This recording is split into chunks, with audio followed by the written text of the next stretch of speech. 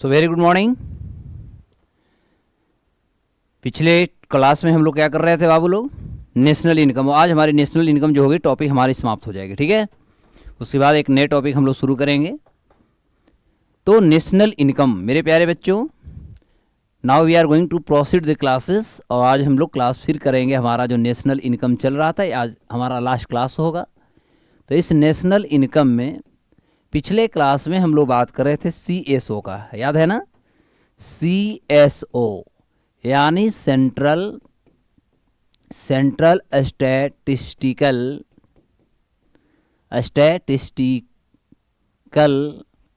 Organisation पहले था, लेकिन मैंने आपको बताया था कि अंततः ऑन 23 मई 2019 दो हमारी संस्था थी, एक CSO था और एक हमने बताया था कि वो एक और हमारी संस्था जिसका नाम था NSSO, है ना।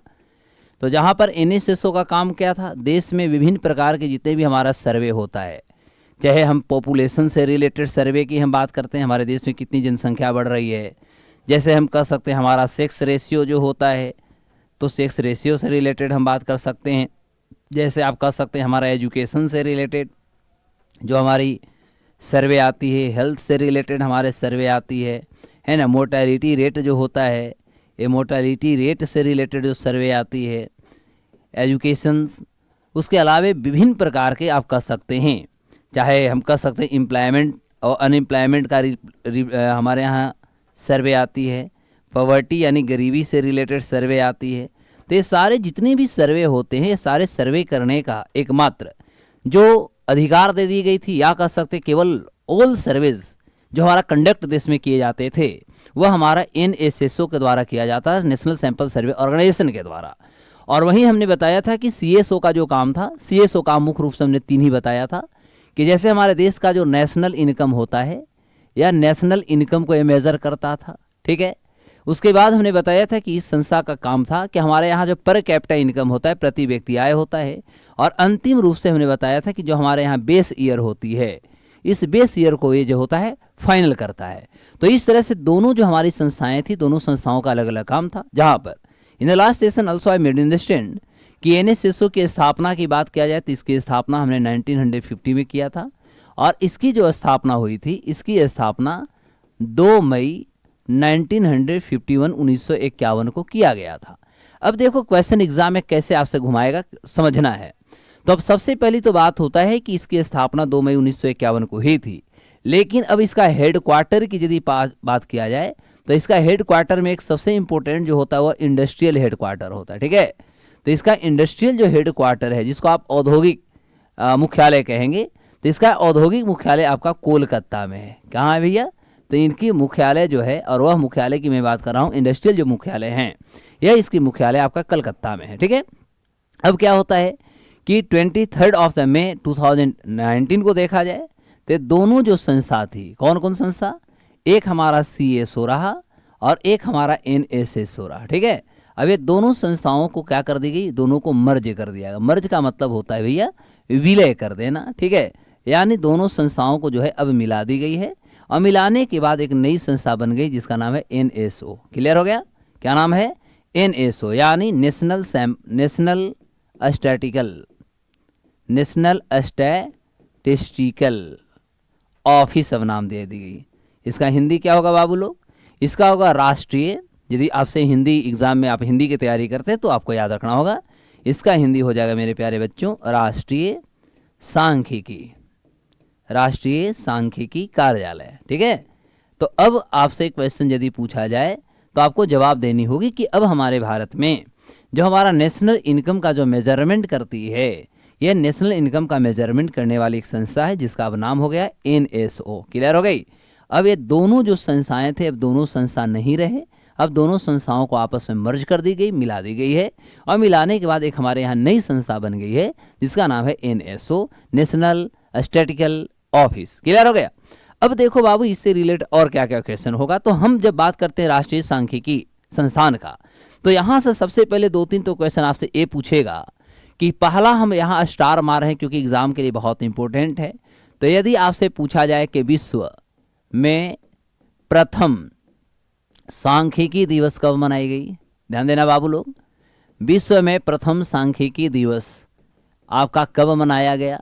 तो देखो, विश्व में पहला जो सांख्यिकी दिवस थी ना, यह मनाया गया आपका 20 अक्टूबर 2010 को, यानी 20 अक्टूबर 2010 को यदि देखेंगे तो 20 अक्टूबर 2010 को पूरे दुनिया में हम कहेंगे कि पहली बार सांख्यिकी दिवस को मनाया गया था। ठीक है, लेकिन यदि आपसे एग्जाम में एक क्वेश्चन पूछ दिया जाए कि इसी को यदि हम भारत की बात करेंगे तो भारत में क्या होगा, तो देखो हमारे भारत में यदि हम देखें तो एक हमारी संस्था थी, उसका नाम था ISI। ध्यान देना, एक संस्था का नाम था ISI, फुल फॉर्म होता है इंडियन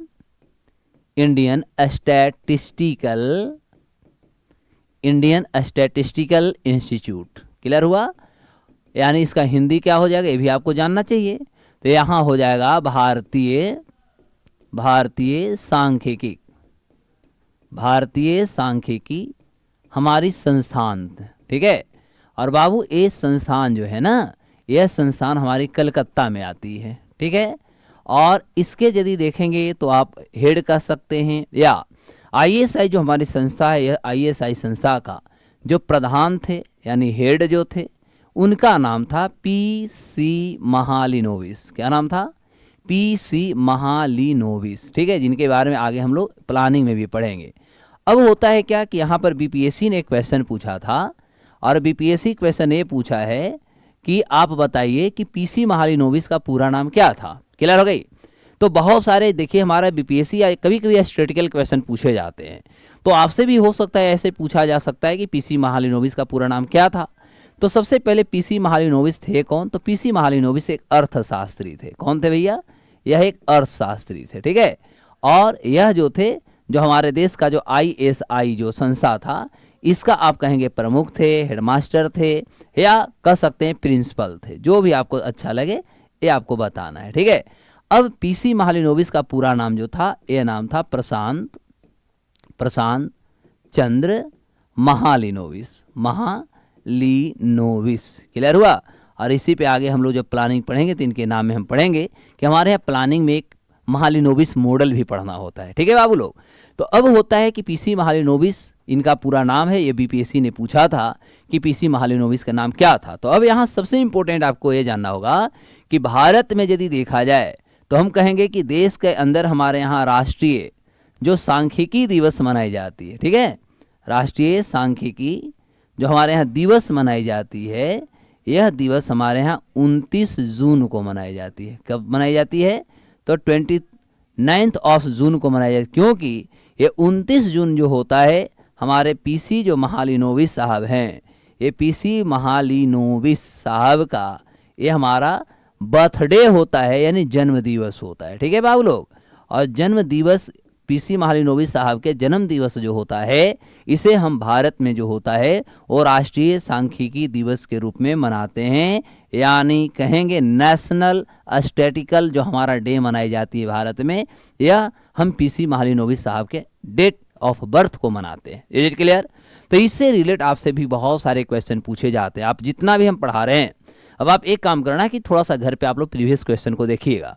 प्रीवियस क्वेश्चन देखेंगे तो आपको बहुत हद तक समस्या का निदान होगा और आपको लगेगा अच्छा ये सारे क्वेश्चन पूछे गए हैं। तो इन पे भी हमें लंबी बहस भी आगे हम करेंगे, बताएंगे। तो यदि आपसे पूछा जाए कि भारत में जो हमारा सांख्यिकी दिवस मनाई जाती है किन के नाम पर, तो ये मनाई जाती है भारत में PC महालिनोविस जी के अध्यक्षता या PC महालिनोविस के नामों पर मनाई जाती है। अब क्वेश्चन होता है कि क्या हमारे भारत में सांख्यिकी आयोग भी बना? तो मैं आपको बता दूं कि भारत में 1 जून 2005 को, मैं इधर लिख देता हूं, 1 जून 2005 को हमारे भारत में भारतीय सांख्यिकी संस्थान या कह सकते हैं आयोग, तो भारत में जो थी पहली बार देखेंगे तो हमारे यहाँ भारतीय सांख्यिकी या राष्ट्रीय सांख्यिकी आयोग का भी स्थापना किया गया था 1 जून। तो राष्ट्रीय सांख्यिकी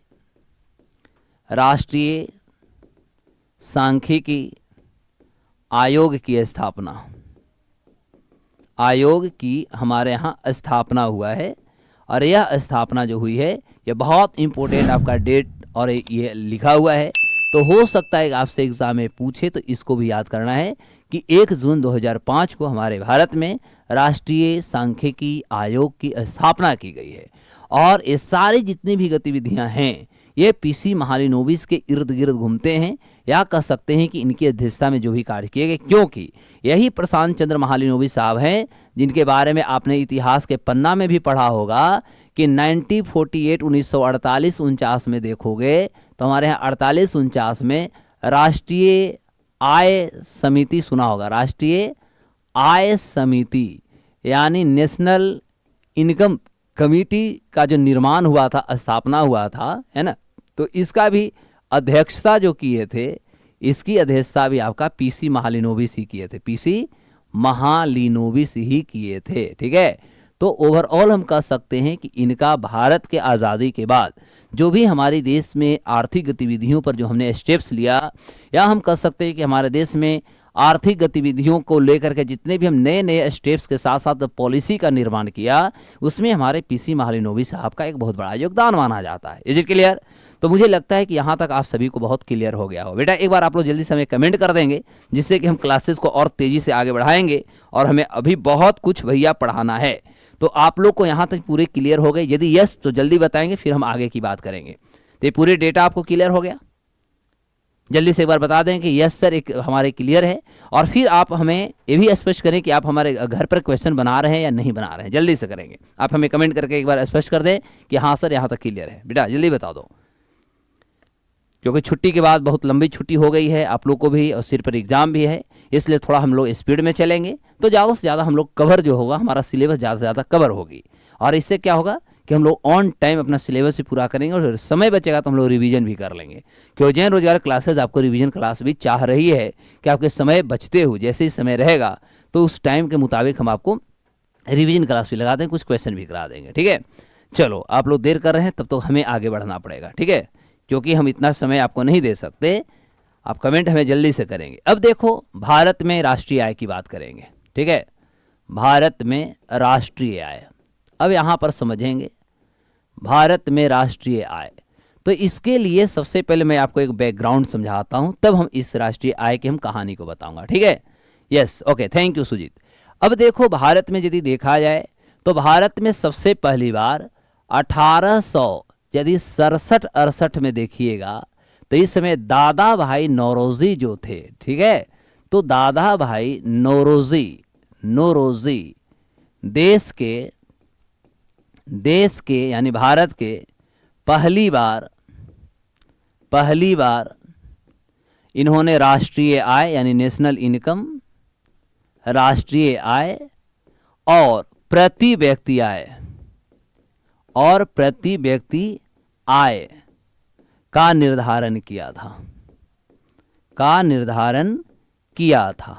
पहली बात यहाँ याद रखना है कि देश की आज़ादी के बाद देश का प्रति व्यक्ति आय और देश का जो हमारा नेशनल इनकम होता है, इसको बताने वाले 1867-68 में देखेंगे तो ये हमारे दादा भाई नौरोजी थे, और इन्होंने देश का राष्ट्रीय आय इस समय 340 करोड़ बताया था। ध्यान देना, 340 करोड़ रुपया इन्होंने बताया, और प्रति व्यक्ति जो आया था ये मात्र 20 रुपया इन्होंने बताया था।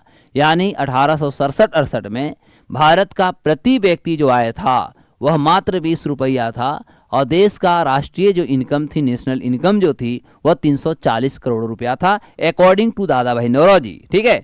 और इसी समय इन्होंने, इनका एक किताब आता है, इनका एक बुक आता है, और किताब का नाम था poverty and un-British rule in India. ये भी किताब जो थी, यह किताब दादा भाई नौरोजी का था, ठीक है। किनके द्वारा लिखा गया? तो ये लिखा गया दादा भाई नौरोजी, ठीक है, और इन्हीं के द्वारा एक किताब लिखी गई। और इसी किताब में पहली बार दादा भाई नौरोजी जो थे वह देश का जो हमारा राष्ट्रीय आय होता है, या कहेंगे कि देश का हमारा जो पर कैपिटा इनकम था, ये देश का पर कैपिटा इनकम और देश का राष्ट्रीय आय की गणना जो दादा भाई नौरोजी ने किया था, इसी किताब यानी इसी बुक के माध्यम से उन्होंने किया था। और इस बुक के माध्यम से ही उन्होंने देश का राष्ट्रीय आय और देश का जो पर कैपिटा इनकम जो था, इस पर कैपिटा इनकम को इन्होंने बताने की कोशिश किया था। तो इस तरह से हम कहेंगे कि यदि भारत के इतिहास में देखें तो हमारा इंडियन इकोनॉमी के हिस्ट्री में पहली बार देश का नेशनल इनकम और देश का per capita income it was predicted as well as, कह सकते हैं कि पहली बार संभावना जो व्यक्त की गई थी, या कह सकते हैं कि प्रोपोज जो किया गया था, वह हमारे मानकर्ता जो थे, अनुमानकर्ता जो थे, वे दादा भाई नौरोजी थे। लेकिन अब होता है कि इसके एक लंबे हमारे देश में इतिहास है। जैसे अब आपको हम एक फॉर्मेशन बता रहा हूं। सबसे पहला हम लिख देते हैं यहाँ पर हेडिंग में अनुमानकर्ता, ठीक है, अनुमानकर्ता, यानी हमारे देश में कौन कौन राष्ट्रीय आय की गणना करने के लिए अनुमान लगाए हैं। दूसरा नाम लिख देते हैं हम यहाँ पर वर्ष यानी ईयर, कौन से ईयर्स में कितना बताया गया। तीसरा आप कर लेंगे बाबू लोग राष्ट्रीय आय, ठीक है, राष्ट्रीय आय। और जो राष्ट्रीय आय होगा ये आपसे जो भी पूछे जाएंगे तो आपको हमेशा जो होगा वो करोड़ रुपया में होगा, ठीक है। तो हेडिंग में यहाँ पर कर देंगे करोड़ रुपया में, ठीक है, करोड़ रुपया में। और इस तरफ लास्ट हम कर देते हैं प्रति व्यक्ति आय, ठीक है, प्रति व्यक्ति आय। और ये प्रति व्यक्ति जो आय होगा ये रुपया में होगा। क्लियर हो गया। अब हमारे देश में पहला यदि देखा जाए तो देश का राष्ट्रीय आय बताने वाले कौन थे, तो देखो देश में पहला जो राष्ट्रीय आय बताने वाले थे उनका नाम था दादा भाई नौरोजी, ठीक है, पहला नाम आ गया दादा भाई नौरोजी जो थे। इन्होंने पहले ऐसे ही स्थान थे जिन्होंने देश का राष्ट्रीय आय को इन्होंने बताया था। ये जी क्लियर। और इस तरह से यदि देखा जाए तो हमने बताया इनका ईयर जो था वो 1867-68 था और 340 करोड़ रुपया इनका द्वारा बताया गया था। और प्रति व्यक्ति यदि था तो इनके द्वारा 20 गो रुपया बताया गया था। मुझे लगता है कि आपको बहुत अच्छे से याद हो गया होगा, ठीक है। तो अब होता है पहला नाम तो हो गया दादा भाई नौरोजी का। अब क्वेश्चन होगा कि दूसरा कौन थे, तो दूसरा जो था उसका नाम था लॉर्ड कर्जन। क्या नाम था बुआ, तो दूसरा नाम था लॉर्ड कर्जन, ठीक है। और लॉर्ड कर्जन के द्वारा जो था देश का राष्ट्रीय आय और देश का प्रति व्यक्ति आय यदि देखा जाए तो इसके द्वारा जो देश का निर्धारित की गई थी, तो ये जो था 1897-98 देखिएगा, 1897-98 में ये जो था ये लॉर्ड कर्जन, तो लॉर्ड कर्जन के द्वारा देश का राष्ट्रीय आय का अनुमान लगाई गई थी। और इस समय यदि देखेंगे तो इस समय 875 और 30, ठीक है, या सॉरी 800 नहीं 675 था, ठीक है। तो ये 675 करोड़ रुपया इन्होंने CR करोड़ कर देते हैं कि 675 करोड़ रुपया इन्होंने देश का राष्ट्रीय आय इन्होंने अनुमान लगाया था। और प्रति व्यक्ति आय यदि देखेंगे तो इन्होंने 30 रुपया यानी 30 रुपया इन्होंने अनुमान के रूप में दिया था कि ये जो है हमारा देश का यानी भारत का यदि देखा जाए तो प्रति व्यक्ति आय हो सकता है। उसके बाद तीसरा नाम जो व्यक्ति का आता है उसका नाम था विलियम डिग्बी। क्या नाम था भैया, तो उसका नाम था विलियम डिग्बी। तो विलियम डिग्बी जो था, डिग्बी, ये विलियम डिग्बी के द्वारा यदि देखें तो भारत का जो राष्ट्रीय आय जो थी, इस राष्ट्रीय आय की इन्होंने गणना जो किया था 1899 में किया था, ठीक है। 1899 में देश का जो राष्ट्रीय आय थी, देश के राष्ट्रीय आय को इन्होंने गणना किया था 1899 में। और जब ये 1899 में गणना किया था तो इस समय देश का जो नेशनल इनकम जो थी, ये देश के नेशनल इनकम 360 करोड़ थी। और प्रति व्यक्ति आय यदि देखा जाए तो 360 करोड़ यहाँ पर ही बताया। और यहाँ पर लगभग 17 रुपया आप कह सकते हैं कि इसके द्वारा बताया गया कि 17 रुपया हो सकता है, ठीक है। तो इसको थोड़ा हम लोग करोड़ है ना, तो इसको आप करोड़ कर लीजिए, CR का मतलब होता है करोड़, आप कर लेंगे, ठीक है। तो 360 करोड़ रुपया जो था इन्होंने बताया था। अब फिंडले सिराज के भी आपने नाम सुना होगा, चौथा नंबर पे लेके आते हैं। और चौथा नंबर जो है उसका नाम है फिंडले सिराज, ठीक है। और ये फिंडले जो सिराज था, ये फिंडले सिराज के द्वारा भारत का जो राष्ट्रीय आय की जो बताई गई थी, यह दौर था आपका 1911 में देश के राष्ट्रीय आय का जो था इन्होंने अनुमान करता या अनुमान लगाया था। और इस समय 1942 करोड़ इन्होंने बताया था कि देश का 1942 करोड़ जो है वो देश का हमारा नेशनल इनकम है। और प्रति व्यक्ति आय की यदि बात किया जाए तो इस समय इन्होंने कहा कि देश का भारत का प्रति व्यक्ति आय जो है वह लगभग 80 रुपया है। क्लियर हुआ। और पांचवा जो नाम आएगा मेरे प्यारे बच्चों, उस पांचवा नाम में आएगा doctor VK. RV. Rao. Doctor VK. RV. Rao, ठीक है।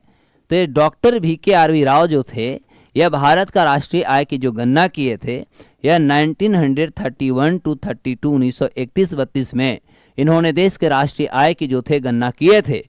और इनके द्वारा जो भारत का जो था वह लगभग देखिएगा तो इस समय देश का जो राष्ट्रीय आय थी वह 1689 रुपया था। कितना? 1689 करोड़। 1689 करोड़ था। और प्रति व्यक्ति आय इन्होंने 162 यानी 62 रुपया इन्होंने बताया था।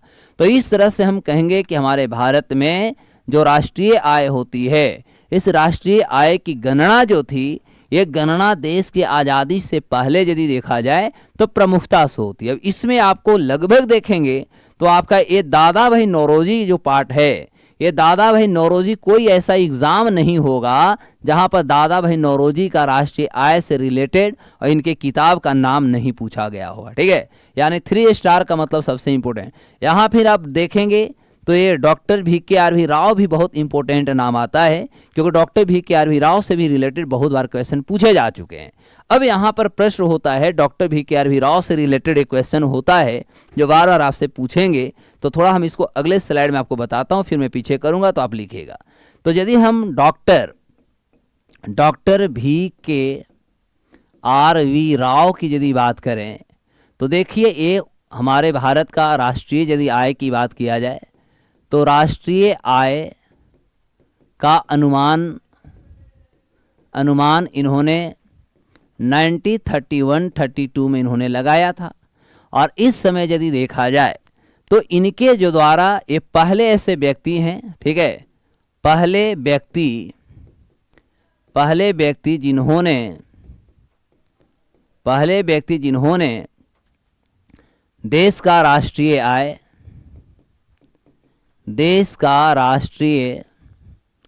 आय व प्रति व्यक्ति आय यानी पर कैपिटा इनकम, प्रति व्यक्ति आय की गणना वैज्ञानिक पद्धति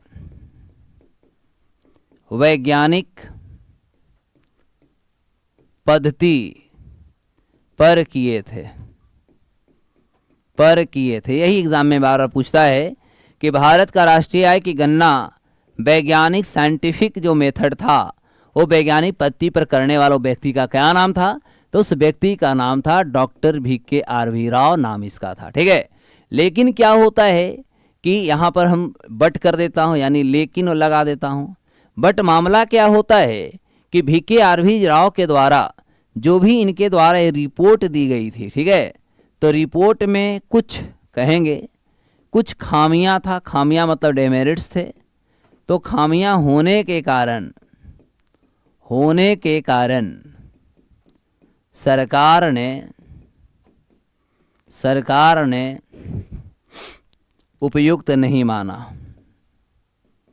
सरकार ने उपयुक्त नहीं माना। तो इस तरह से भारत में जो एक वैज्ञानिक पद्धति होता है, इस वैज्ञानिक पद्धति पर देश का राष्ट्रीय आय के साथ साथ यदि देखा जाए तो देश का जो हमारा प्रति व्यक्ति आय होता है, वह प्रति व्यक्ति आय दोनों का गणना करने वाले जो साइंटिफिक मेथड पर थे, उस व्यक्ति का नाम था डॉक्टर वी.के. आर.वी. राव। और इन्होंने 1931-32 में किया, जहां पर देश का राष्ट्रीय आय इन्होंने 1689, कितना था? तो देश का 1689 करोड़ इन्होंने बताया कि देश का हमारा राष्ट्रीय आय 1689 करोड़ है। और प्रति व्यक्ति आय इन्होंने बताया था कि 62 रुपया है। लेकिन कुछ इसमें डिमेरिट्स हो जाने के कारण, डिमेरिट्स पाए जाने के कारण सरकार जो थी इनकी रिपोर्टों को एब्सोल्यूट कह सकते हैं या एग्जैक्ट नहीं मानती है और जाकर के खारिज होता है। ये भी हमने बताया कि इनके द्वारा जो राष्ट्रीय आय की गणना हुई थी वह हमारा 1931-32 में हुआ था। तो यह बहुत इंपॉर्टेंट आपके लिए एग्जाम के लिए है, ये भी आपसे एग्जाम में पूछेगा। मुझे लगता है कि यहाँ तक सबको क्लियर हो गया होगा। जल्दी से बता देंगे कि यस सर या नो सर, क्योंकि हम ज़्यादा क्वेश्चन नहीं आपसे पूछते हैं, बहुत हम छोटा क्वेश्चन दागते हैं। तो ये सारे क्वेश्चन आप लोग घर पे क्वेश्चन देख रहे हैं, प्रीवियस क्वेश्चन आपने बनाया है, क्योंकि पढ़ते जाइए, प्रीवियस क्वेश्चन बनाते जाइए, तभी जाकर के आपको लगेगा कि अच्छा ये सारे हमने पढ़ रखा है, ठीक है, नहीं तो समस्या आएगी। तो चलो हम पीछे की स्लाइड भी कर देता हूं। तो ये आपका जो डेटा है, यानी जो हमने आपको ग्राफ दिया है, ये पूरी की पूरी ग्राफ जो होगा आपके दिमाग में सेटल्ड होना चाहिए, क्योंकि इस ग्राफ से ही रिलेटेड आपसे जो होते हैं ये ज़्यादातर देखने को मिला है कि आपको इससे क्वेश्चन पूछे जाते हैं। तो मुझे लगता है इस ग्राफ को आप बहुत अच्छे से आप इसको याद कर लेंगे, जिससे कि आपका आने वाला जो एग्ज़ाम होगी वह एग्ज़ाम में आपसे क्वेश्चन आराम से बनाया जा सकता है। Is it clear? और हम आगे की कुछ क्वेश्चन भी आपको दूंगा, टेंशन नहीं लेना है, क्वेश्चन भी हम आपको दूंगा, है ना। चलिए, तो ये दोनों टर्म आपका हो गया। अच्छा, एक राष्ट्रीय आय से रिलेटेड एक और क्वेश्चन आपसे पूछता है, और उस क्वेश्चन को भी हम लोग थोड़ा डिस्कस कर ही लें तो ज़्यादा अच्छा होगा कि वो है क्या, ठीक है। क्योंकि नेशनल इनकम से रिलेटेड एक क्वेश्चन होता है और पहला ऑप्शन में बच्चों को देता है हिंदू, और हिंदू जैसे देता है बच्चा कंफ्यूज हो जाता है और बच्चा उसी को आंसर मार के आ जाता है। तो देखो अब नेक्स्ट हमारा जो होगा, जो हमारा अंतिम पड़ाव पे हम आ गए, इसके बाद राष्ट्रीय आय हमारे खत्म हो जाएगी। एक बाबू लोग हमारा क्वेश्चन अक्सर पूछा जाता है, हिंदू ग्रोथ रेट सुना है? एक अक्सर पूछता है हिंदू ग्रोथ रेट क्या है, ठीक है, यानी इसका हिंदी होता है हिंदू वृद्धि दर, है ना। हिंदू वृद्धि दर, ये आपसे क्वेश्चन पूछा जाता है। अब प्रश्न होता है कि हिंदू वृद्धि दर किसको कहते हैं। देखो, सबसे पहली बात समझते हैं, हिंदू वृद्धि दर की बात करें तो प्रोफेसर राज कृष्णा के आपने नाम सुना होगा, ठीक है। तो एक्चुअली क्या था कि एक प्रोफेसर राज कृष्णा जी थे, प्रोफेसर राज कृष्णा, ध्यान देना है, अच्छे से समझना है भैया। तो जो प्रोफेसर राज कृष्णा जी जो थे, इन्होंने क्या हुआ कि भारत में यदि देखोगे तो हम भारत का, यदि हम राष्ट्रीय या भारत का जो हमारा आर्थिक वृद्धि जो दर था, ध्यान देना, आर्थिक वृद्धि जो हमारा दर था, लगभग आप कहेंगे कि देश का राष्ट्रीय हमारा आर्थिक वृद्धि दर 1950 से लेकर के 1980 के बीच आप देखेंगे तो हमारे यहाँ आर्थिक वृद्धि दर एट द रेट ऑफ यदि देखा जाए तो 3 से 4% के बीच हमारे यहाँ पाई जाती थी। क्लियर हो गया? हमारे देश का जो राष्ट्रीय आय या आर्थिक वृद्धि दर जो थी, यह लगभग हम 1950-1980 के दौर का देखें तो इस दौर में लगभग हम 30 साल का डेटा को देखें तो 30 साल का भारत का इतिहास रहा है कि हमारे देश में इकोनॉमिक ग्रोथ रेट जो थे बड़ा स्लो चलते थे, और यह 3% से लेकर 4% के बीच में हो जाए। जैसे आज का वर्ल्ड बैंक का रिपोर्टों के अनुसार बात करें तो अभी रिपोर्ट आया है कि भारत का इकोनॉमिक ग्रोथ रेट जो रहेगा यह 2025 के अंत तक 6.8% रहेगा। ध्यान से समझिएगा। तो उस दौर में ये बताया गया कि 1950-80 में भारत का जो इकोनॉमिक ग्रोथ रेट थी वह 3 से 4% के बीच में थी। ये 3 से 4% है, ध्यान देना, 3 से 4% के बीच थी, ठीक है। अब इसी दौर में प्रोफेसर राज कृष्णा जो थे एक अर्थशास्त्री थे। अब यह शास्त्री होने के नाते इनके कुछ दोस्तों ने इनसे पूछा कि भाई ये बताओ कि भारत की अर्थव्यवस्था की हालात क्या है। तो इन्होंने अपने दोस्तों के जो हंसी मजाक होता है, वे हंसी मजाक के लहजे में इन्होंने कहा कि भारत का इकोनॉमिक ग्रोथ की जो हालात है वह हिंदू ग्रोथ रेट की तरह चल रहा है। मतलब इस दौर में हिंदुओं का जो जनसंख्या था, वह हिंदुओं की भी जनसंख्या जो था बहुत ज़्यादा फ्लैक्चुएट करता था, कभी बढ़ता था, कभी घटता था, कभी बढ़ता था, कभी घटता था। और ये जो हिंदू की जो जनसंख्या फ्लैक्चुएट करती थी, उसी को देखते उन्होंने समतुल्य की भावनाओं को यदि देखा जाए तो उन्होंने कहा कि भारत का इकोनॉमिक ग्रोथ का भी स्थिति कुछ इसी प्रकार है। तो अब होता है कि जैसे उन्होंने कहा तो वहीं से इनकी बातों के मान ली गई। तो हिंदू ग्रोथ रेट जो होता है, सबसे पहले हम क्या देखेंगे तो ये दौर जो था 3 से 4% जो हमारा 1950 से लेकर 1980 के बीच में जो हमारा इकोनॉमिक ग्रोथ रेट था, इसी को राज कृष्णा ने हिंदू ग्रोथ रेट कहा। समझ में आया? हिंदू ग्रोथ रेट जो था इसी के नाम राज कृष्णा ने कहा था। लेकिन इसी के दौर में, इसी दौर में देखा जाए तो उस समय यदि हम बात करें तो उस समय देश के तत्कालीन या देश में एक कैबिनेट मंत्री हुआ करते थे बेटा, और उस कैबिनेट मंत्री का जो नाम है अरुण शौरी के नाम है, ध्यान देना। तो एक हमारे उस समय अरुण शौरी जो थे, ये अरुण शौरी देश के कैबिनेट एक मंत्री थे। अब अरुण शौरी के द्वारा जो अभी हम कह सकते हैं कि प्रोफेसर राज कृष्णा के द्वारा जो हिंदू ग्रोथ रेट का परिकल्पना की गई, इसी को अरुण शौरी ने कहा। जो 3 से 4% जो भारत का इकोनॉमिक ग्रोथ रेट जो थी 1950-1980 के बीच में, इसे अरुण शौरी ने सोशलिस्टिक बोला। सोशलिस्टिक ग्रोथ रेट की इन्होंने संज्ञा दिया। ठीक है, यानी समाजवादी, हिंदी क्या होगा, समाजवादी वृद्धि दर, समाजवादी वृद्धि दर। तो आपसे हो सकता है कि क्वेश्चन दाग दिया जाए कि आप हमें बताओ कि जिसे प्रोफेसर राज कृष्णा ने हिंदू ग्रोथ रेट कहा, उस समय के तत्कालीन कैबिनेट मंत्री अरुण शौरी ने क्या नाम दिया? तो उसका नाम था समाजवादी वृद्धि दर। अब यहां से स्पष्ट हो जाता है कि हमारा हिंदू ग्रोथ रेट की यदि बात करें, समझना है, तो हम कहेंगे कि हिंदू जो हमारा वृद्धि दर जो है, यह हिंदू वृद्धि दर, यह हमारा हिंदू जनसंख्या की बात किया जाए तो हिंदू जनसंख्या से संबंधित नहीं है। सबसे पहली बात समझ में आया, यह किसी प्रकार का हिंदू जनसंख्या से संबंधित नहीं है, बल्कि हिंदू वृद्धि दर हमारा जीडीपी से संबंधित है।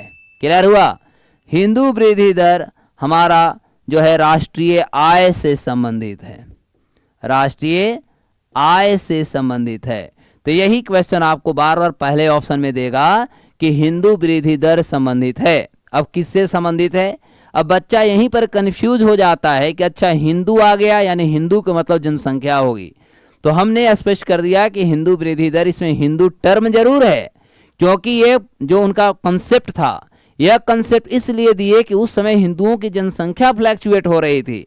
तो इस आधार पर उन्होंने एक हंसी ठिठोली में कहा कि देखो, भारत का जो इकोनॉमिक ग्रोथ रेट की स्थिति है वह एक तरह से हिंदू ग्रोथ रेट के बराबर है। जैसे हिंदुओं की जनसंख्या फ्लैक्चुएट हो रहा है, उसी तरह देश का इकोनॉमिक ग्रोथ रेट जो है 3 से 4% के बीच में लटक जा रहा है, इससे आगे नहीं बढ़ पा रही। और इसको देखते हुए उन्होंने एक तुलनात्मक कह सकते हैं, एक कॉन्सेप्ट या कह सकते उनकी सारांश थी। लेकिन अब एग्जाम हमारी होती तो एग्जाम में बच्चों को नजर आ जाता है कि अच्छा हिंदू है, इसलिए बच्चे जो होते हैं हिंदू ग्रोथ रेट यानी हिंदू ही समझ करके आंसर मार लेते, तो ये आपकी गलती हो जाएगी। और ये आपका जो था इकोनॉमी में जो आपका नेशनल इनकम जो थी, इससे आपका नेशनल इनकम आपका टॉपिक समाप्त होता है। अब इससे रिलेट आप अपने क्वेश्चन को घर पे खूब बनाइए, आगे की अब बात करेंगे। तो नेक्स्ट टॉपिक में हम लोग आते हैं फटाफट बिना देर किए हुए, और उस टॉपिक का नाम है प्लानिंग। ठीक है बाबू लोग, अगला हमारा जो टॉपिक है उसका नाम है प्लानिंग। प्लानिंग का मतलब होता है नियोजन। देखो अब हमें सबसे पहले समझना होगा ये नियोजन क्या है। देखो नियोजन की यदि बात किया जाए, प्लानिंग की बात किया जाए, तो हमारा प्लानिंग जो है सबसे पहले यह एक हमारा समवर्ती जो सूची होता है, यह हमारा समवर्ती सूची का विषय है। ठीक है, सूची का यह विषय है, पहले इंपॉर्टेंट याद रखना है, क्योंकि हमारे देश में किसी भी प्रकार के जो लक्ष्य होते हैं, लक्ष्य को प्राप्त करने के लिए समवर्ती सूची इसलिए बनाई गई है जहां पर हम कहेंगे कि हमारा राज्य और केंद्र, ध्यान देना है, जहां पर राज्य और केंद्र की सरकार, ये दोनों जो होते हैं लक्ष्यों को प्राप्त करने के लिए वह नियमावली बनाते हैं, तरीका ढूंढते हैं, कदम उठाते हैं। तो ये हमारा, इसीलिए इसको हम समवर्ती सूची यानी कनकरेंट जो लिस्ट होता है, एक कनकरेंट लिस्ट में इसको रखा गया है। ठीक है, अब होता है कि प्लानिंग क्यों लाया गया। तो देखो प्लानिंग लाने का जो यदि प्रमुख उद्देश्य देखा जाए तो इसका अनेक आप उद्देश्यों को देखेंगे। जैसे सबसे पहला तो आप इसको देखो कि प्लानिंग क्यों लाई गई। तो देखो उद्देश्य इसका ये था कि हमारा जो भी संसाधन है, तो देश के जो हमारे संसाधन हैं, संसाधनों का सही या उपयोग या उपयुक्त कहेंगे, सही या उपयुक्त उपयोग करना। ठीक है, उपयोग करना ये हमारे लिए सबसे बड़ी इंपॉर्टेंट थी। ठीक है, दूसरी बात यदि देखा जाए तो हमारा कृषि जो क्षेत्र होता है, एक कृषि क्षेत्र का विकास ये हमारा लक्ष्य था, क्योंकि कृषि के विकास नहीं होंगे तो देश की आबादी को, एक बढ़ती हुई जनसंख्या को खिलाना हमारे लिए चुनौती थी। तीसरी यदि बात देखा जाए तो सामाजिक आर्थिक जो होता है, वे हम कहेंगे सामाजिक आर्थिक जो हमारी विषमता होती है, तो सामाजिक आर्थिक विषमता को कम करना, ये हमारा एक लक्ष्य रखा गया था। चौथा, हमारा जो तकनीक होता है, तकनीकी ज्ञान विज्ञान का प्रयोग पर बल देना। आप कह सकते हैं कि इसके माध्यम से मानव संसाधन जो होते हैं, ये मानव संसाधन का सही विकास करना,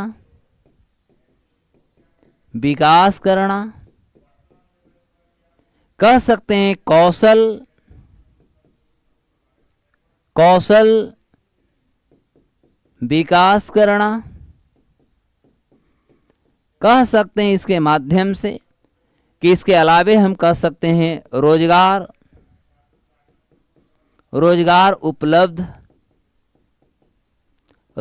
उपलब्ध कराना। आप कह सकते हैं महिला व बाल विकास करना। आप कह सकते हैं कि इसके माध्यम से आर्थिक असमानता तो हो ही गई, देश के अंदर कह सकते हैं जो हमारी जनसंख्या है, जनसंख्या का नियंत्रण करना। इसके माध्यम से आप कह सकते हैं कि प्लानिंग के माध्यम से हमारा जो समावेशित जो विकास होता है, वे समावेशित विकास करना। बुनियादी जो हमारी ढांचा होती है, ये बुनियादी ढांचा का निर्माण करना। मतलब हम कह सकते हैं कि प्लानिंग के माध्यम से हम कम से कम समय में एक ऐसे लक्ष्यों को हम प्राप्त करने की कोशिश करेंगे जिसके माध्यम से हम कह सकते हैं कि जो भी हमारा एक विविध पार्ट होता है, जिससे कि देश का एक उन्नत जो विकास होता है, समाज का विकास होता है, चाहे वो आर्थिक रूप से हो, सामाजिक रूप से हो, कल्चरली हो, इकोनॉमिकली हो, पॉलिटिकली हो, यानी जितने भी हमारे क्षेत्रों के माध्यम से हम देश को उन्नत बना सकते हैं, देश को डेवलपमेंट हम कर सकते हैं, इस सभी लक्ष्यों को प्राप्त करने के उद्देश्यों से प्लानिंग जैसे कॉन्सेप्ट को लाई गई थी। क्लियर हो गया? तो इस तरह से जो प्लानिंग था, प्लानिंग को मुख्य रूप से लाया गया जिससे कि देश में कम से कम समय में, जैसे हमारे इसमें और आप जोड़ेंगे, जैसे हमारे यहाँ गरीबी था, बेरोजगारी था, याद है ना, तो इसमें आप जोड़ेंगे गरीबी बेरोजगारी खत्म करना। ये सारे हमारे पास एक विषमताएं थी। सामाजिक आर्थिक रूप से देखा जाए तो सामाजिक आर्थिक रूप से हमारी विषमताएं थी, डिस्पेरिटी थी, इनइक्वालिटी थी, और इसी चीज़ों को खत्म करने के लिए सरकार जो थी, गवर्नमेंट ऑफ इंडिया, चाहे राज्य की सरकार हो या केंद्र की सरकार हो, ये सभी ने मिल करके एक लक्ष्य का निर्धारण किया। क्योंकि जब हम 1947 में 1947 में जब हम आज़ाद हुए तो आज़ादी के समय हमारे पास संसाधनों का सही से उपयोग नहीं हो रहे थे। हमारे देश में यदि देखा जाए तो इंडस्ट्री नहीं थे, एग्रीकल्चर को जितना डेवलपमेंट होना चाहिए डेवलपमेंट नहीं हो पाया था। लेकिन देश में इतनी ज़्यादा आबादी थी कि इस आबादी को जो भोज्य पदार्थ होता है, खाने के जो हमारे अनाज होते हैं, वह भी उपलब्ध कराना हमारे लिए चुनौती थी। तो ऐसे परिस्थिति में राज्य में अराजकता की भावना बढ़ सकती थी। तो इसलिए पहली बात तो था कि देश की जनसंख्या को हम भली भांति उनकी जो आपूर्ति होती, उनकी जो नीड है, उनकी जो उपभोग है, उसको हम पहले उनको पूरा कर पाएं। तो इसको लेकर के हम पहले एग्रीकल्चर पर ध्यान देना शुरू किए। देश में हमारी जनसंख्या तक काफ़ी थी, गरीबी था, बेरोजगारी था, अशिक्षा की समस्याएं थी। तो मायने से बात इस क्षेत्रों को हमें बहुत ज़्यादा विकास करना था। समाज के अंदर जो होता है, सामाजिक आर्थिक जो होता है, सोशल इकोनॉमिक जो इनइक्वालिटी था, वो बहुत ज़्यादा बढ़ चुका था। इसको हमें कहीं ना कहीं कह सकते हैं बाईपार्ट करने की जरूरत थी, यानी ब्रिज करने की जरूरत थी। तो ये सारे जो हमारे चुनौतियां थे, सारे चुनौतियों से बाहर निकलने के लिए भारत सरकार जो थी, अंतिम रूप से यदि देखा जाए तो प्लानिंग जैसे जो कॉन्सेप्ट था, नियोजन जैसे जो कॉन्सेप्ट था, नियोजन पर उन्होंने काम करना शुरू कर दिया। Is it clear? अब यहाँ पर सबसे इंपॉर्टेंट बात होता है कि जब ये सारे चीज़ों को लाई गई तो अब होता है कि आखिर दुनिया में ये प्लानिंग कहाँ से शुरू होता है। सबसे पहले इंपॉर्टेंट बात ये होगा कि दुनिया में कहाँ से, ठीक है। तो देखो दुनिया की यदि हम विश्व की यदि बात करेंगे तो यहाँ पर मैं विश्व रखता हूँ, और विश्व में यदि देखा जाए तो प्लानिंग का कॉन्सेप्ट हम दो तरफ से लाएंगे।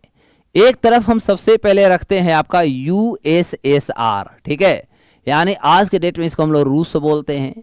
तो देखो रूस में जो प्लानिंग लाया गया था ना, इस रूस में प्लानिंग को जो लाया गया था इसको आप रीजनल प्लानिंग कहेंगे। क्या बोलेंगे साहब? इसको आप रीजनल प्लानिंग कहेंगे। रीजनल प्लानिंग का मतलब हुआ कि यह एक क्षेत्रीय प्लानिंग जो था, ये क्षेत्रीय प्लानिंग का कॉन्सेप्ट जो थी यह आपको रसिया से शुरू होता है।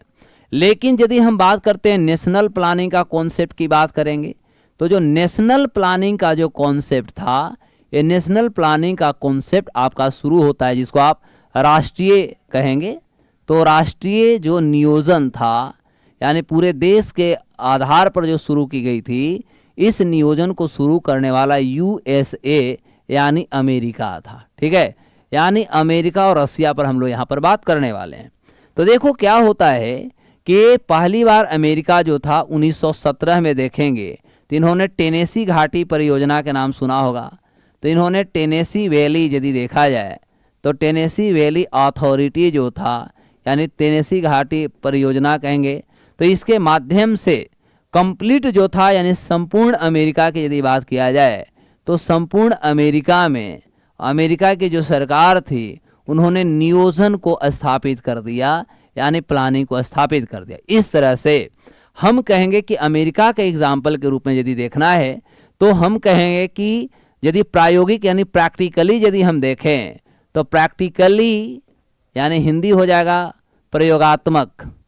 प्रयोगात्मक दृष्टि से यदि देखा जाए तो प्रयोगात्मक दृष्टि से हम कहेंगे कि पहली जो पंचवर्षीय या पहली प्लानिंग की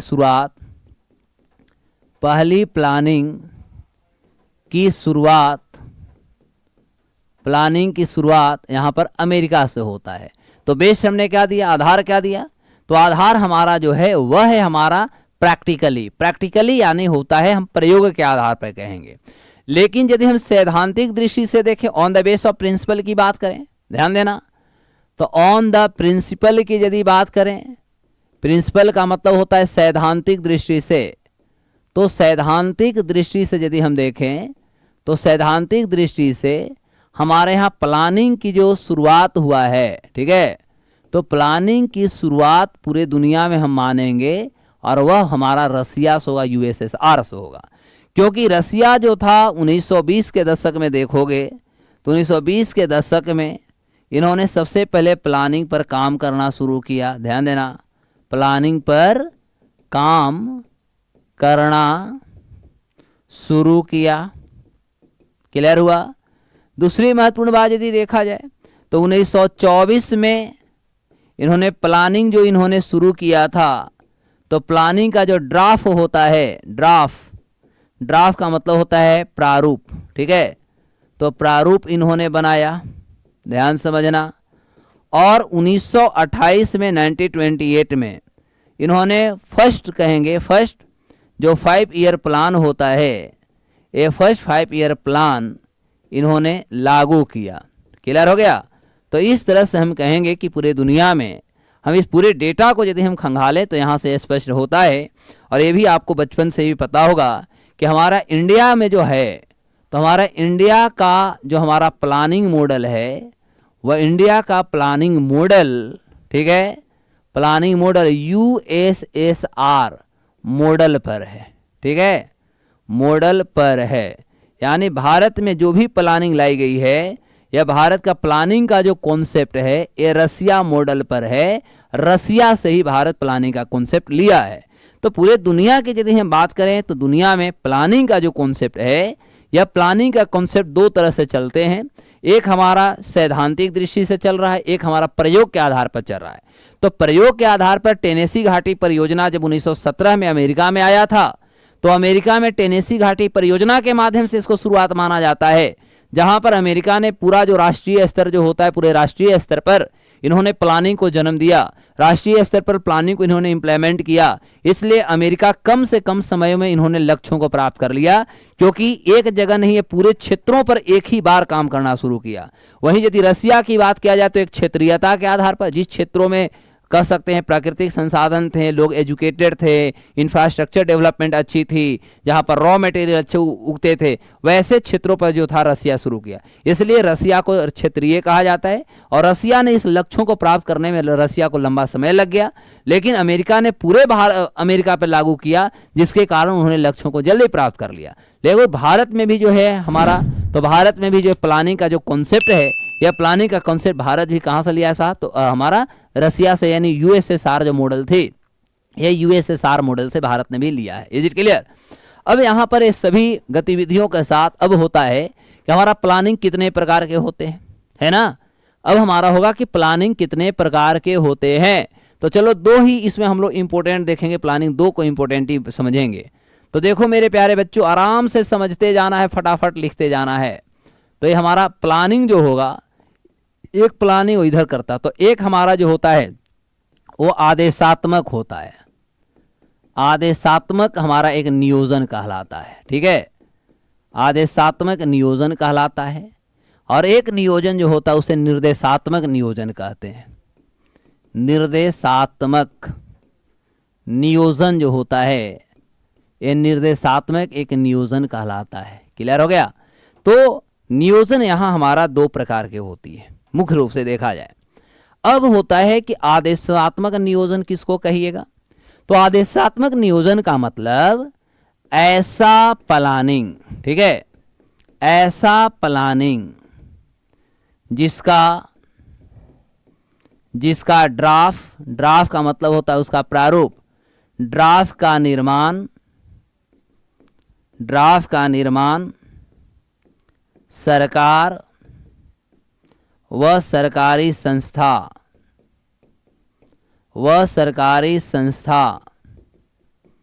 द्वारा किया जाए तथा नीति निर्माण का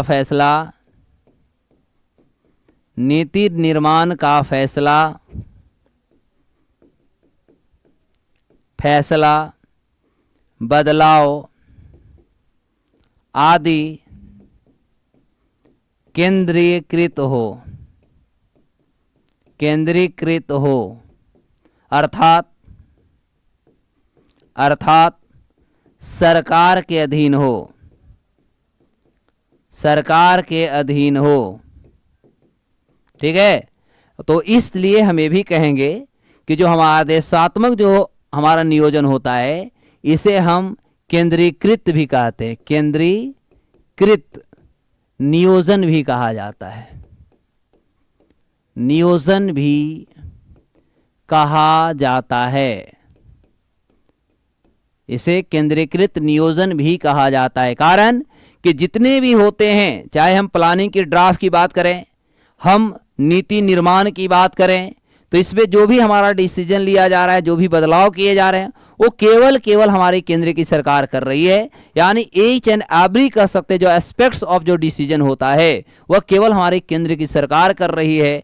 तो जहां केवल सरकार के अधीन या सरकार के माध्यम से हर फैसला लिया जाता है, निर्माण किए जाते हैं, इंस्ट्रक्शन दिए जाते हैं, तो ये सारे के सारे जो होते हैं इसे हम केंद्रीकृत भी कहेंगे, सेंट्रलाइज भी कहेंगे, या इसको हम इम्परेटिव भी कहेंगे, यानी आदेशात्मक नियोजन भी कहेंगे। क्लियर हुआ?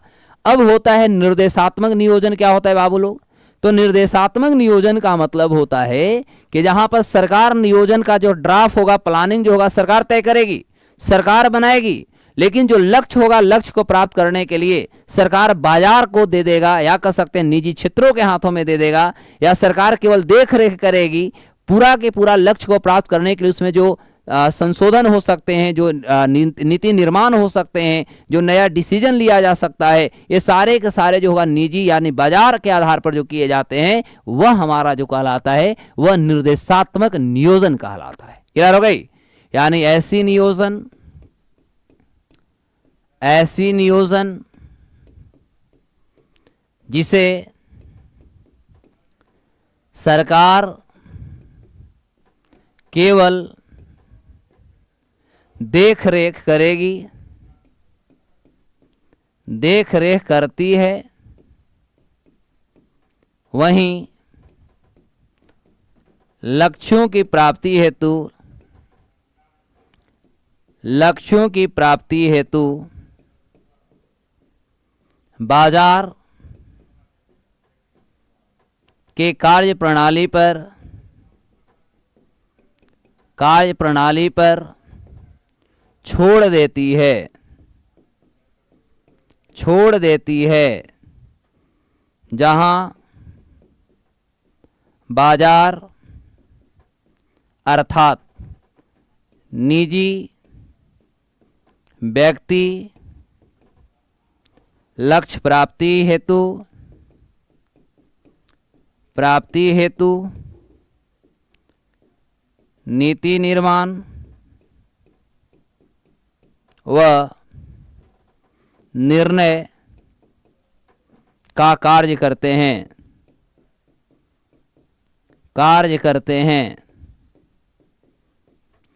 इसलिए इसको आप क्या कहेंगे? इसलिए जहां पर सरकार तो कर रही है, केवल सरकार यहां देख रेख कर रही है, सारे चीज जो है वो निजी क्षेत्रों में दे दी गई है, बाजारों को दे दी गई है। इसलिए निर्देशात्मक जो नियोजन होता है इसे आप विकेंद्रीकृत भी कहेंगे, विकेंद्रीकृत नियोजन भी इसे कहा जाता है, नियोजन भी कहा जाता है। क्लियर हो गया? अब होता है जैसे इसका हम एग्जाम्पल तौर पे लें आदेशात्मक का, तो जैसे हमारे भारत में योजना आयोग हुआ, तो हमारे देश में जो भी घटनाएं या जो भी अभी तक 5 ईयर प्लान चलाए गए वे सारे योजना आयोग के अधीन, अभी वर्तमान में देखा जाए तो नीति आयोग के अधीन हमारे यहाँ नीतियों का निर्माण किए जा रहे हैं। सरकार जो होती है, सरकार इसका ऑल इन ऑल होता है। तो ये हमारा एक तरह से कहेंगे कि भारत में जितने भी अभी तक प्लानिंग चले, ये सारे प्लानिंग हमारा जो है अभी नियोजन जो चले वो केंद्रीकृत रहे। अब निर्देशात्मक का मतलब जैसे मान लिया जाए कि देश से गरीबी को ख़त्म करनी है, तो सरकार भी काम कर रही है। हमारे देश में बहुत सारे सोशल वर्कर भी काम कर रहे हैं, हमारे देश के अंदर बहुत सारे एनजीओ भी काम कर रहे हैं, जिससे देश से गरीबी को ख़त्म किया जाए, भ्रष्टाचार को ख़त्म किया जाए, बेरोजगारी को ख़त्म किया जाए, जो हमारा सोशल इकोनॉमी जो इनइक्वालिटी बना हुआ है इसको ख़त्म किया जाए। तो इसको लेकर के हम कहेंगे केवल सरकार नहीं काम कर रही, सरकार के अलावे देश के विभिन्न जो हमारे क्षेत्र के लोग हैं, जो प्राइवेट क्षेत्र से लोग आते हैं, ये सभी के सभी जो लोगों हैं भारत में इस तरह के काम कर रहे हैं। तो ऐसे नियोजन जो होगा ये हमारा निर्देशात्मक नियोजन कहलाएगा, और जहां केवल सरकार ईच एंड एवरी एक्शन लेती है वह हमारा आदेशात्मक नियोजन कहलाता है। अब भारत में यदि हम नियोजन के इतिहासों को बात करें तो देखो, हम भारत में नियोजन के इतिहास बता रहे हैं। तो भारत में नियोजन यानी भारत में प्लानिंग, तो भारत में प्लानिंग का कॉन्सेप्ट जो होगा, पहला शुरू हम जो करेंगे यह होगा विश्वसरैया प्लान। विश्वसरैया प्लान कहेंगे। एक्चुअली हमारे भारत में नियोजन की शुरुआत विश्वसरैया प्लान से होता है, और यह हमारा 1934 में जो था लाया गया था। ध्यान देना है, लाया गया था किसके द्वारा? तो एम विश्वेश्वरैया का नाम सुने, एम विश्वेश्वरैया। ठीक है, ये कौन थे? तो एम विश्वेश्वरैया के बारे में आपको मैं बता दूं कि एम विश्वेश्वरैया सबसे पहला तो एक सिविल इंजीनियर थे। ध्यान देना, यह एक सिविल इंजीनियर थे, और दूसरी बात यह दीवान थे। कहाँ के? तो मैसूर जो राज्य था, ये मैसूर राज्य का एक दीवान थे। आज के डेट में मैसूर जो है आपका कर्नाटक जो है यही है। तो उस समय मैसूर राज्य के जो थे दीवान थे, और यदि प्रोफेशनली बात किया जाए तो एक सिविल इंजीनियर थे। क्लियर हुआ? और 1934 में जो थे एम विश्वेश्वरैया साहब जो थे, इन्होंने किताब लिखा था। क्लियर हुआ? और इस किताब के माध्यम से इन्होंने भारत की गरीबी को ख़त्म करने की बात किया। तो प्लान्ड इकोनॉमी फॉर इंडिया याद रखेंगे, इनका किताब का जो नाम था planned economy for India. Planned economy for India इनका एक किताब था। ऐसी किताब के माध्यम से इन्होंने पहली बार भारत में नियोजन का जो कॉन्सेप्ट था, ये नियोजन के कॉन्सेप्ट 1934 में ये जो था एम विश्वेश्वरैया जी के द्वारा लाया गया था। अब होता है कि एम विश्वेश्वरैया की यदि बात किया जाए तो इनके लक्ष्य क्या थी, तो इनके लक्ष्यों की यदि बात किया जाए तो देखो ये कॉमन सी चीज़ें हैं कि इनका यदि बात देखा जाए तो ये प्रोफेशनली की यदि बात किया जाए तो कहीं ना कहीं प्रोफेशनली जो थे ये हाईली क्वालिफाइड उस ज़माने में थे, ठीक है। प्रोफेशनली ये क्या थे, एक सिविल इंजीनियर थे, तो उस ज़माने में हाईली क्वालिफाइड थे। और दीवान होने के कारण अब ये दोनों फील्ड में, चाहे हम एजुकेशन की बात करें तो एजुकेशन में भी हाईली क्वालिफाइड हैं, दीवान ये सब हैं, तो अच्छा पोस्ट पर बने हुए, इनके पास अच्छे नॉलेज भी हो सकते, तकनीकी ज्ञान भी है, इनके पास सोर्स ऑफ इनकम रिसोर्सेज भी अच्छे हैं। तो इसको लेकर के एम विश्वेश्वरैया जी जो थे इन्होंने एक 10 वर्षीय कह सकते हैं, इन्होंने कहा कि 10 ईयर्स यानी 10 साल में, ठीक है, राष्ट्रीय जो हमारा आय होगा, ये राष्ट्रीय आय को दुगुना मतलब क्या कहेंगे, दुगुना करने का लक्ष्य, ठीक है। इनका था कि आने वाला जो हमारा 10 साल होगा तो ये 10 साल में हम देश का जो हमारा राष्ट्रीय आय होगी यानी नेशनल जो इनकम होगा, इस नेशनल इनकम को हम 10 वर्ष में क्या कर देंगे भैया, दोगुना कर देंगे, ठीक है। और लेकिन इनका जो सबसे ज़्यादा फोकस था, ठीक है, तो ये फोकस इनका जो था, ये चाहते थे कि देश का तब तक विकास संभव नहीं है या देश की अर्थव्यवस्था तब तक बहुत स्ट्रांग नहीं हो सकती है जब तक कि हम औद्योगिक विकास नहीं करेंगे। यानी इनका जो फोकस था वह था औद्योगिक विकास करना, ठीक है, औद्योगिक विकास करना। यानी हम इस एक कह सकते हैं कि जो भी श्रमिक दल किसान यानी खेतों में लगे हुए थे, तो कृषि क्षेत्र से जो भी श्रमिक दल थे, श्रमिकों को कृषि क्षेत्र से ला करके उद्योग के क्षेत्र में उनको इन्वॉल्व करना इनका एक बहुत बड़ा लक्ष्य था, जिससे कि लोगों को ज़्यादा से ज़्यादा रोजगार मिले, लोग ज़्यादा से ज़्यादा एम्प्लॉयड उनको प्राप्त हो और उनकी सोर्स ऑफ इनकम, उनका स्टैंडर्ड ऑफ लिविंग जो होगा वह कहीं ना कहीं सुधर सके। तो इसको देखते हुए इन्होंने क्या किया कि औद्योगिक विकास पर इन्होंने सबसे ज़्यादा जोर दिया। अब देखने वाली बात है कि अब इस दौर में आप सोचो कि यह है हमारा दौर 1934 का। अब आपको थोड़ा सा ये पता होनी चाहिए कि 1929-30 में देखोगे तो 1929-30 जो हमारा था ग्रेट डिप्रेसिएशन यदि देखा जाए, एक ग्रेट डिप्रेशन का ये पीरियड था जिसको आप कहेंगे, ये दौर में हमारा महामंदी का दौर था, ठीक है।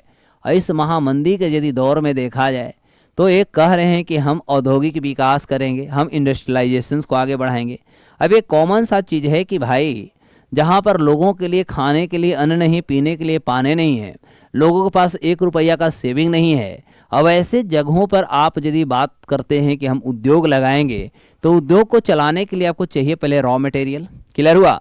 सबसे पहले आपको चाहिए क्या, रॉ मटेरियल यानी कच्चा जो आपका पदार्थ होते हैं, एक कच्चा पदार्थ आपको चाहिए, पहली बात। दूसरी बात चाहिए आपको इसके लिए पूंजी। तीसरी बात यदि देखा जाए तो लोग आपको लेबर चाहिए। अब जिनके पास से सारे नहीं हैं, अब आपके पास रॉ मटेरियल भी नहीं है।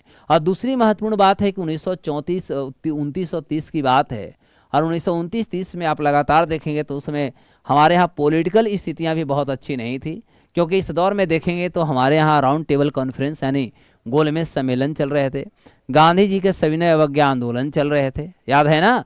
तो अब इस स्थिति में अंग्रेज के कहीं ना कहीं हम विरुद्ध हो गए थे, भारतीय जो थे विरुद्ध हो गए थे।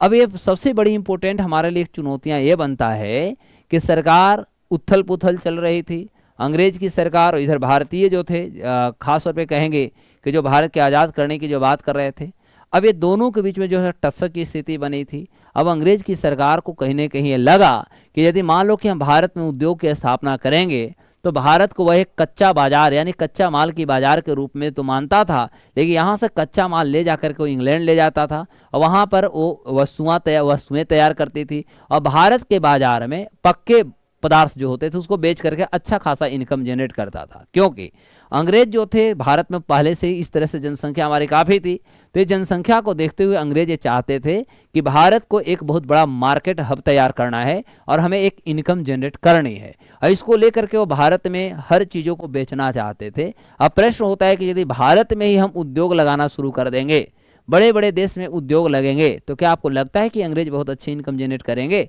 और यही भी ये सारे कारण थे कि अंग्रेज जो थे, तो इस दौर में इंग्लिश गवर्नमेंट को यदि देखा जाए तो अंग्रेज की सरकार बहुत ज़्यादा जो होता है इंटरेस्ट लेना, रुचि लेना, उन्होंने रुचि नहीं लिया। और इस तरह से हम कहेंगे कि भारत में पहला जो विश्वेश्वरैया जी के द्वारा जो प्लानिंग का जो कॉन्सेप्ट लाई गई थी यह कहीं ना कहीं ये लक्ष्य से विहीन हो जाता है, यानी सफल नहीं होता है, क्योंकि उस दौर में बहुत सारे चुनौतियां थे।